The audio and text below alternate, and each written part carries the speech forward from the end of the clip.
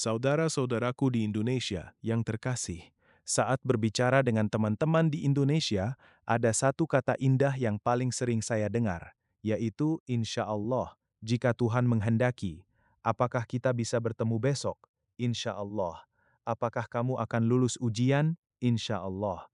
Ini adalah pengakuan yang sangat rendah hati dan luar biasa, yang menunjukkan bahwa Tuhanlah pemilik hidup kita. Namun suatu hari, saya bertanya kepada seorang teman, apakah kamu yakin akan masuk surga ketika kamu meninggal nanti?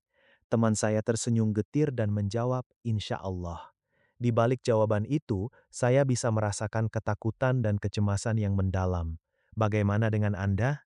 Apakah Anda sering bertanya-tanya, apakah doaku hari ini cukup? Apakah timbangan kebaikanku lebih berat dari dosaku? Apakah Anda hidup dalam ketakutan karena keselamatan yang tidak pasti? Terus-menerus menghitung perbuatan baik Anda. Bayangkan seseorang yang tenggelam di tengah lautan luas. Jika Anda bertanya apakah dia bisa berenang selamat sampai ke darat, dia pasti akan menjawab, insya Allah, kalau saya beruntung. Mengapa? Karena dia mengandalkan kekuatan fisiknya sendiri, perbuatannya.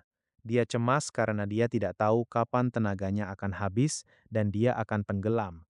Tapi coba tanyakan hal yang sama kepada orang yang sudah berada di atas kapal penyelamat yang besar dan kuat. Dia tidak akan menjawab, insya Allah. Dia akan menjawab dengan penuh keyakinan, ya, saya pasti akan selamat sampai ke darat. Mengapa? Karena dia tidak mengandalkan kemampuannya sendiri, melainkan mengandalkan kekuatan kapal yang membawanya. Keselamatan kita pun demikian. Alkitab mengatakan bahwa keselamatan kita tidak bergantung pada keahlian kita berenang, perbuatan baik kita.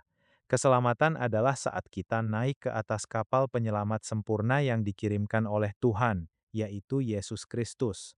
Tuhan tidak ingin kita hidup seperti budak yang selalu ketakutan. Karena itu, Alkitab dengan jelas mengatakan, supaya kamu tahu bahwa kamu yang percaya kepada Anak Allah memiliki hidup yang kekal.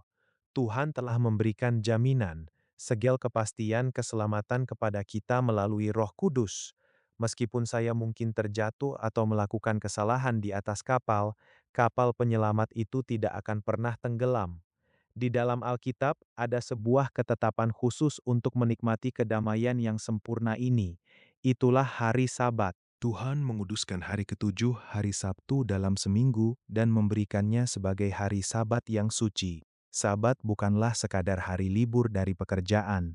Sabat adalah hari di mana kita mengakui, keselamatanku bukanlah hasil dari kerja keras dan usahaku selama seminggu ini, melainkan anugerah Tuhan Pencipta yang telah menyelamatkanku dengan sempurna. Ini adalah hari di mana kita menikmati istirahat yang sejati di dalam pelukan Tuhan. Yesus menyelesaikan karya keselamatan di atas kayu salib dan beristirahat dengan tenang di dalam kubur pada hari Sabat. Kita juga diundang untuk beristirahat di dalam kasih karunia keselamatan yang telah Dia selesaikan.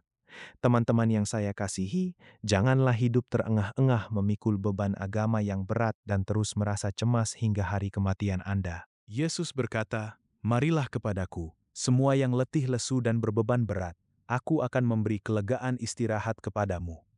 Hari ini, berhentilah berusaha membeli surga dengan perbuatan baik Anda.